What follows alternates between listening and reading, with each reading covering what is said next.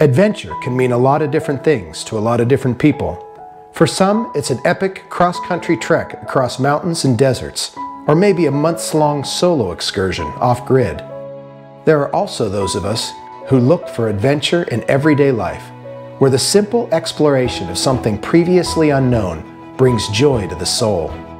Hi, I'm Chris, and this is the Dual Sport PA channel, dedicated to finding the adventure all around us from the seat of a dual sport or ADV bike. I don't get many opportunities for epic adventures these days, but I do look for places to explore wherever I go and keep a list of the ones I intend to revisit when I've got time to go back. The advantage of this type of adventure is that the planning is minimal.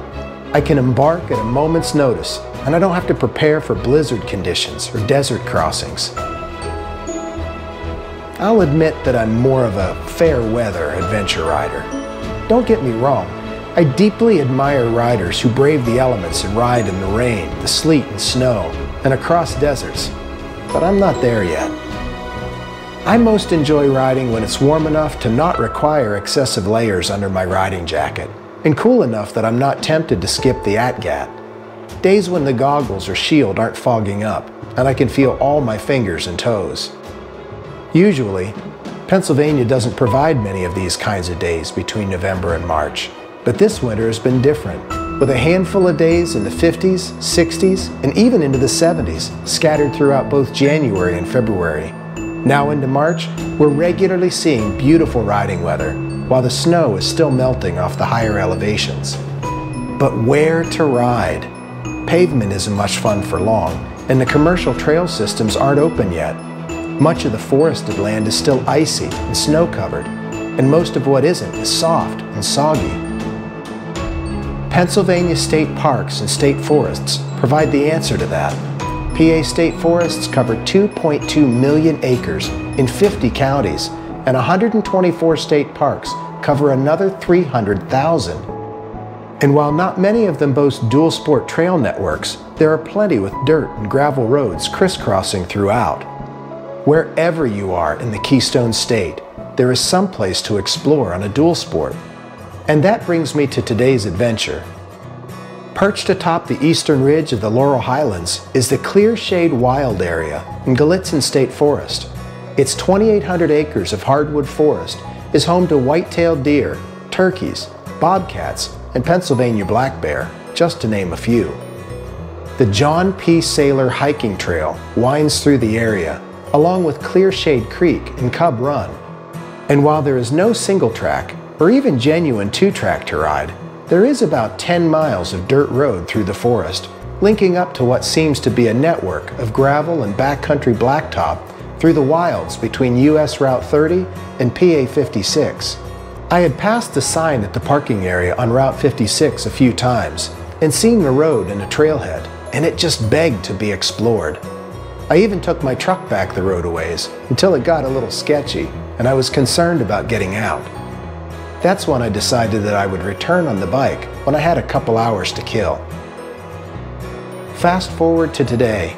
Sun is shining, temp is in the mid-50s, and I've got some flexibility in my afternoon schedule.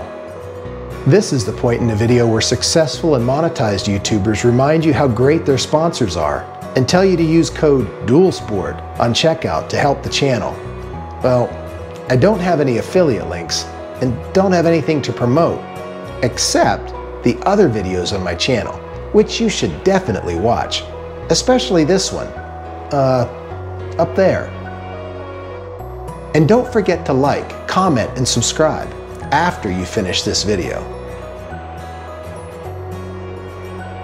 Depending on where you're coming from and what you're looking for, this may not be a worthwhile destination for you.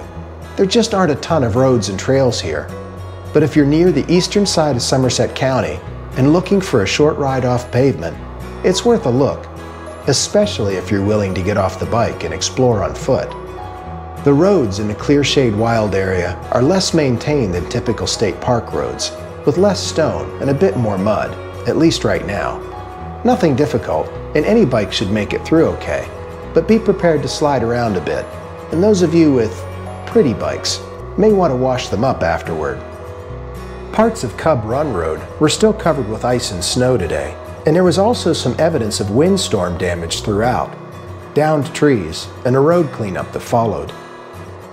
The road crosses Clearshade Creek in a couple spots and follows Cub Run for a bit, and there are a few nice spots to stop just to explore on foot. But do not take the bike on the hiking trails that loop through the area. The road itself doesn't exactly loop inside the wild area, unless you count the short jaunt on the paved road, Mount Carmel Drive. This is also the road that, if followed southwest, leads to fuel and snacks in nearby Cairnbrook or Central City. Central City, by the way, is the site of the Mountain Ridge ATV Park, which I will be riding and reporting on this season. Once I post that, I'll link it here. Be sure to subscribe to stay informed. I will definitely return to Clearshade to explore more of the trails and surrounding area and to watch the scenery change as things green up this summer.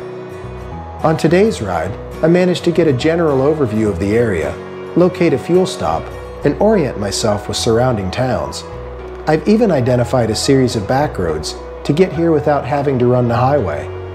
Pretty good for an adventure that took half of one afternoon. Check it out sometime. The parking area can be found just east of Pot Ridge Road on Route 56, outside of Ogle Township, and the other end is accessed on Crum Road or Cub Run Road off Mount Carmel Drive on the Central City side. I've posted the complete ride video separately without the commentary and with chapter markers where each road begins. I've linked that video here. Thanks for joining me for this little adventure. Be sure to subscribe to the channel for more looks at dual sport rides throughout the Keystone State, and check out my other videos. Where do you ride when you've only got a couple hours? Be sure to let me know if there is a trail system or back road that I should check out. I'm always on the lookout for my next adventure. Till next time, take a word of advice from one of my personal heroes.